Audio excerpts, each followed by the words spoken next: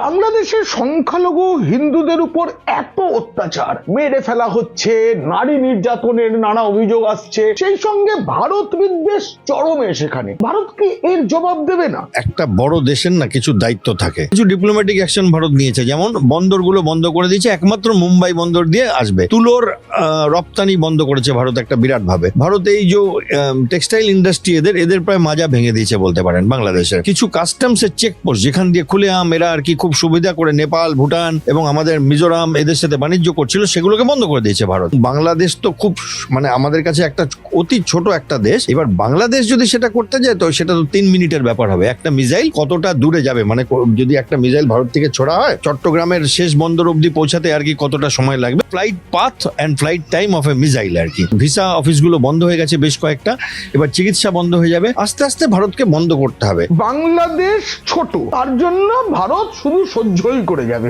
মশা মারতে কামান না দাগলেও ফ্লিট তো ডাকাতে হবে, খালি মশারি লাগিয়ে হবে না। যখন ওনাদের প্রধান উপদেষ্টা বলেছিলেন সমুদ্রের একমাত্র অধিকারী তারা, চীনে গিয়ে এবং 7 সিস্টারের সাথে ব্যবসা বাণিজ্য করার কথা বলেছিলেন, আমার ব্যক্তিগত ইচ্ছা ছিল যে আমাদের প্রধানমন্ত্রী উঠে বলবেন যে এরপরে যদি কেউ বলে তার মাথায় বোম মারবো। বাট আমাদের ইচ্ছে তো চলে না, কূটনৈতিক ব্যাপারটা অনেক দীর্ঘস্থায়ী। এই নিয়ে গোটা ভিডিওটি দেখতে হলে নিচে ডেসক্রিপশনে থাকা লিংকে ক্লিক করুন। আর যদি ভালো লাগে তবে অবশ্যই সাবস্ক্রাইব করুন। পিনাক কি বলছে।